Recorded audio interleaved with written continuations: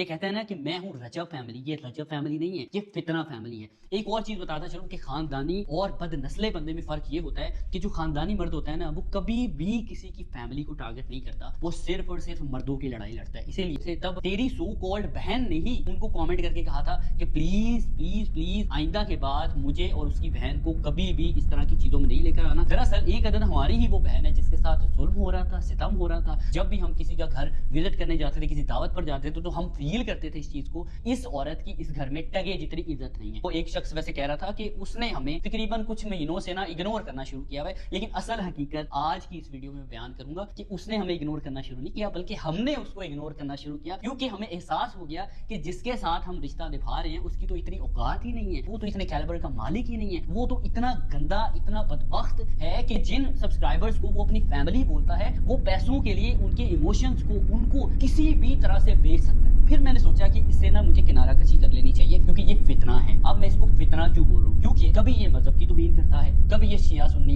इख्तलाफ पैदा करता है, कभी ये किसी की लड़ाई करवाता है। तुम लोग यकीन मानो, तुम लोग मेरी इस बात के साथ ना 100% मुत्तफिक हो गए कि जब से ये बंदा सोशल मीडिया पर आया तब से बिल्कुल सुकून नहीं है। यार क्या सारे के सारे कंटेंट क्रिएटर ही बुरे हैं, सिर्फ और सिर्फ ये शख्स ही अच्छा है? ऐसा बिल्कुल नहीं है, बल्कि ये शख्स ही सिर्फ एक ऐसा फितना है जो जिसके साथ बैठता है उसी को काटता है। ये जहां पर खाता है वहां पर ही मूत देता है। 2023 में मेरी वाइफ चूंकि करते थे पॉडकास्ट, वो पॉडकास्ट के दौरान मेरी वाइफ ने मेरे से मशवरा लिया कि यार ये एक यूट्यूबर है, क्या इसको मैं अपने पॉडकास्ट में बुला लूं? मैं अपनी वाइफ को कहता हूँ अगर ये अच्छा है, ठीक है, डिसेंट है, तो इसको बुला लो, ठीक है। तो मेरी वाइफ जब इसको मैसेज करने के लिए जाती है, अब तेरी औकात दिखाता हूँ कि तेरी औकात कितनी है कि तूने 2021 का हमें मैसेज किया हुआ था, माशाल्लाह नाइस कपल ये वो, और हमने तेरा मैसेज ही 2023 में देखा था। ये तेरी औकात है? मतलब तू कुछ भी नहीं था, तू ना सिफर था, सिफर, ठीक है। फिर उसके बाद ये शख्स, जब मेरी वाइफ इसको मैसेज करती है, इसको मेरी वाइफ बोलती है कि आप कल क्या हमारे पॉडकास्ट पर आ सकते हो? ये शख्स आ जाता है और साथ में हमारी माँ जी भी आती है। फिर उसके बाद इनका पॉडकास्ट होता है। पॉडकास्ट रिकॉर्ड करने के बाद माँ जी और भट्टी साहब हमें कहते हैं कि हम ईदल को बहुत देखते हैं, ईदल से बहुत मोहब्बत करते हैं, उसको तो हम स्क्रीन में ही पपियां जपियां कर रहे होते हैं, उससे मगर मिलवा देना तो क्या ही बात हो जाएगी। अब हम अपना पॉडकास्ट ना अपने अपार्टमेंट पर करते थे, घर में नहीं हम करते थे। तो ईदल घर पर थी, तो हमने कहा ईदल तो घर पर है, तो आप फिर यही है कि अगर आप ईदल से मिलना चाहते हैं तो हम घर चले जाते हैं। तो हम घर आ जाते हैं, ईदल से मिलवाते हैं, इनकी खातर तवाज़ो करते हैं, चाय पानी पूछते हैं। फिर उसके बाद इस बंदे को मैं बहुत कुछ सिखाता हूँ, मैं इसके टीचर के तौर पर, एक अच्छे ब्रदर के तौर पर इसको बहुत सी चीजें समझाता हूँ, बताता हूँ। आज ये जो कह रहे हैं ना कि मैं किसी की सपोर्ट से नहीं आया, मैंने तो अपने दम पर ये फैमिली खड़ी की है, और मेरी जान तेरे च ना दम ही नहीं सी कि तू साडे ना मिल भी पाता, ठीक है। ये शख्स खुद ही मेरी वाइफ को अपनी बहन बनाता है, फिर मेरी जो बेटी है उसको अपनी भांजी बनाता है, हमारा रेगुलर हाल चाल पूछता है, हमारे घर आता है, ईदें लेकर आता है, शिवरातें लेकर आता है। जैसे कि एक भाई को अपनी बहन का हक अदा करना चाहिए, उस तरह से ये हमारे साथ चलता है, और हम भी इसके साथ वैसे ही चलते हैं जैसे हमें चलना चाहिए अपने एक भाई के साथ, बिल्कुल साफ सुथरे होकर। जैसे हम अपने लिए सोचते हैं वैसे ही हम इसके लिए भी सोचते थे। जिस बंदे को इसने अभी काटा है, जिस बंदे को गाली दी है, उन लोगों से हम ही इसको मिलवाने वाले थे, ताकि इसका भी पता चले कि ये भी कोई यूट्यूबर एग्जिस्ट करता है। चाहे तब ये छोटा था, लेकिन है ये अभी भी छोटा। पिछले दिनों में सोशल मीडिया पर देख रहा था कि ये अपनी वाइफ को कह रहा होता है कि इनकी तो शादी भी मैंने खुद कोलैब कर करके करवाई है, इनके पास तो पैसे ही नहीं थे। और मेरी जान, तेरी इतनी औकात ही नहीं थी कि तू अपनी शादी भी कर सकता। तेरी शादी के कपड़े,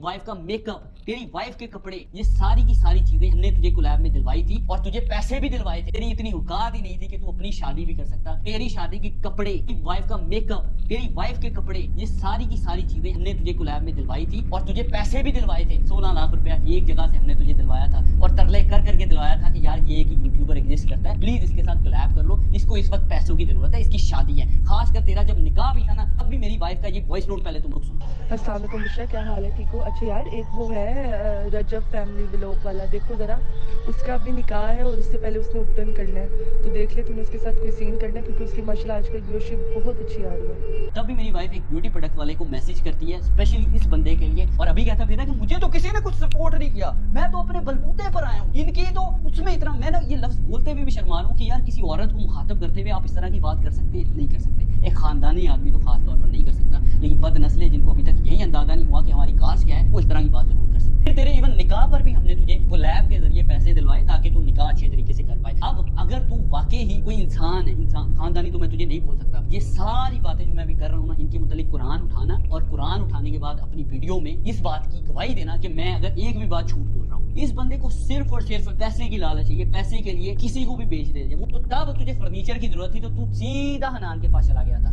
हनान ने तुझे कहा कि भाई मैं तुझे नहीं जानता ना, मैं तुझे ऐसे फर्नीचर दूंगा, जा जुल्करनैन को अपने साथ लेकर आ, फिर मैं तुझे फर्नीचर दे दूंगा। फिर तूने मुझे कॉल की तो मैंने तुझे कहा कि ठीक है भाई चलते हैं, 2-3 दिन तक प्लान करते हैं। फिर मैं तेरे साथ गया, जाकर मैंने तुझे फर्नीचर हनान से दिलवाया। तब तू फिर हनान से खुद ही डील करने की कोशिश कर रहा था, तो हनान ने तेरा मुंह रोक दिया था कि चुप कर जा, जुल्करनैन जो कहेगा वो करूंगा, उसके अलावा कुछ नहीं करूंगा। देख जिस फर्नीचर पर तू सो रहा है ना, वो भी तुझे मैं ही अपने साथ लेकर गया था और दिलवा कर लाया था। अगर तू भूल गया ना इस बात को तो टेंशन नहीं ले, सीसीटीवी फुटेज निकाल लूंगा। और वैसे भी हमारी बहन गजल भी साथ थी, उनसे पूछ लेना कि यही बातें हुई थी ना, इसी तरह से हम फर्नीचर लेकर आए थे ना। हमारे बगैर तो तुझे कोई फर्नीचर नहीं दे रहा था मेरी जान, क्योंकि तेरा स्टैंडर्ड इतना लो है। लोग तुझे पहचान चुके थे कि तू कितना गिरा हुआ है। तू कहता है मैं सबसे महंगा यूट्यूबर हूँ, तू सबसे सस्ता यूट्यूबर है।